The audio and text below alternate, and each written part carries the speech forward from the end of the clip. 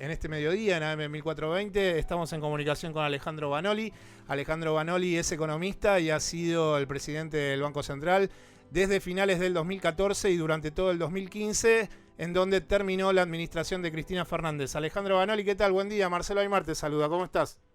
¿Qué tal? Buenos días, ¿cómo estás? Bien, todo bien, gracias por estos minutos. Voy a empezar la entrevista con una pregunta que estaba pensando ayer y que tiene que ver no tal vez con un análisis tan profundo económico, sino más bien con el sentido común que puede aplicar la persona que no estudió economía y que el año pasado ve que había un dólar que estaba a 20 pesos, a agosto-septiembre ese dólar se dobló, porque estaba a los precios que está hoy el dólar, de 43, 44 pesos, y esa fuerte devaluación de un 100% sobre la moneda, supuestamente pensó esa persona que ese número del dólar se iba a estabilizar en el tiempo durante mucho tiempo. La pregunta sería, ¿por qué, Alejandro, hay sectores económicos que todavía siguen diciendo que el dólar está bajo? Después de una devaluación de casi el 100%, en donde esta persona que no estudió economía, evidentemente dice, bueno, pero ¿cómo va a estar bajo si ellos tuvieron una devaluación del 100% y decían que supuestamente durante largo tiempo ese valor del dólar se iba a mantener estable? Claro. Bueno, la verdad que la pregunta es muy buena y voy a tratar de contestar de la manera más clara y más sencilla, ¿no?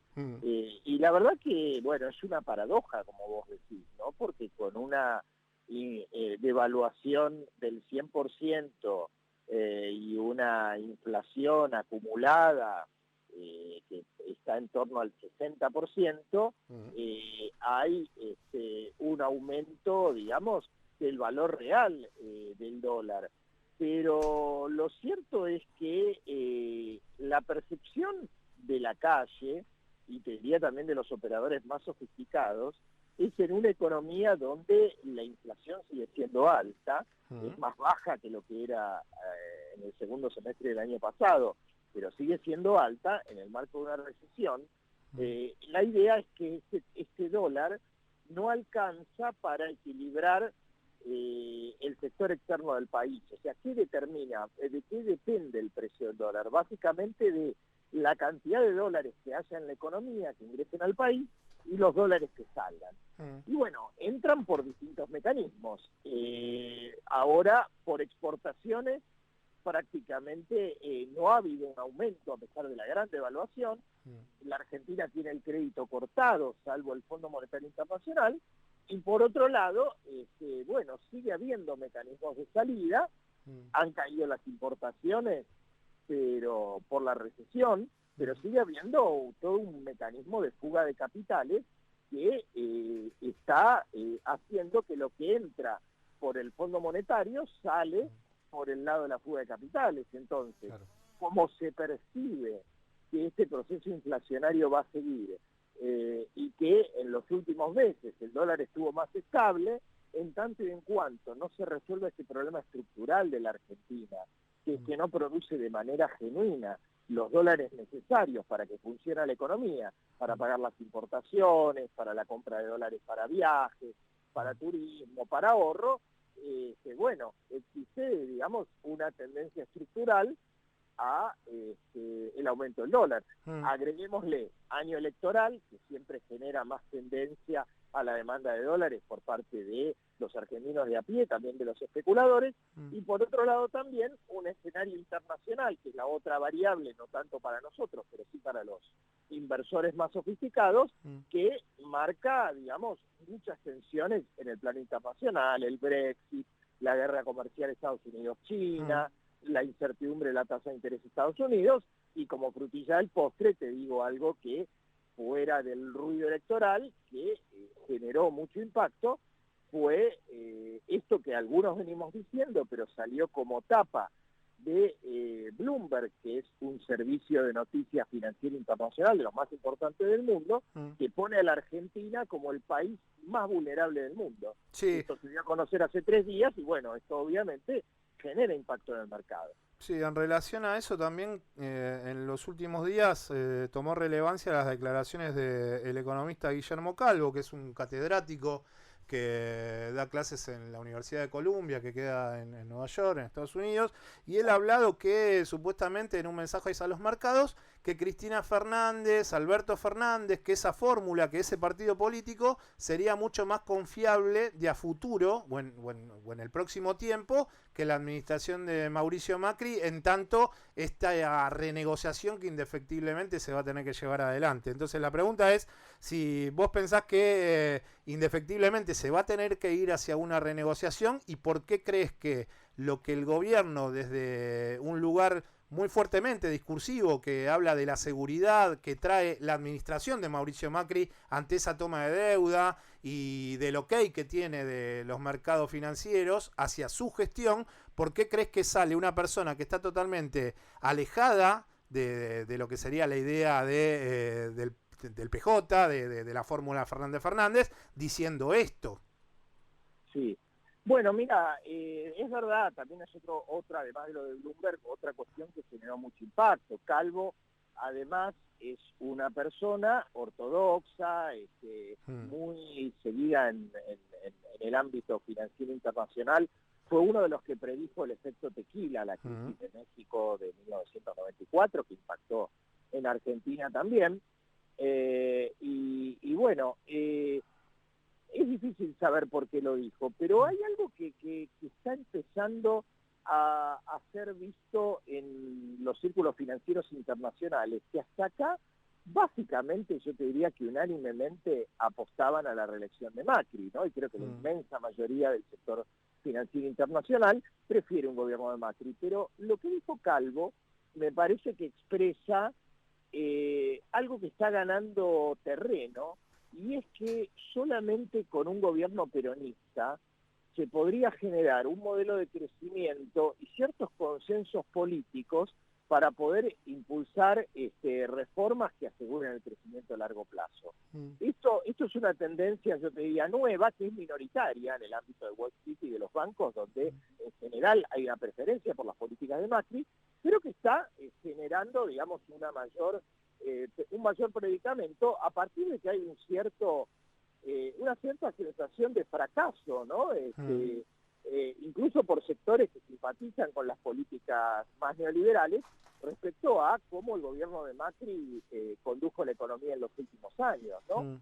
Y respecto al tema de la deuda y al tema del acuerdo con el FMI, mira, también esto está bastante, yo diría, bastante consenso, que pase lo que pase y gane quien gane, va a haber medidas que adoptar. En primer lugar, que el acuerdo con el Fondo Monetario Internacional va a haber que renegociarlo. La verdad que hasta el propio fondo sabe que estos megapréstamos que ha dado en este año y pico van a tener que ser extendidos en el tiempo, que las metas del acuerdo con el fondo no son cumplibles. La meta fiscal, hay un mayor déficit fiscal al proyectado, no hay crecimiento a pesar de lo que el fondo previó para este año, la inflación es más alta.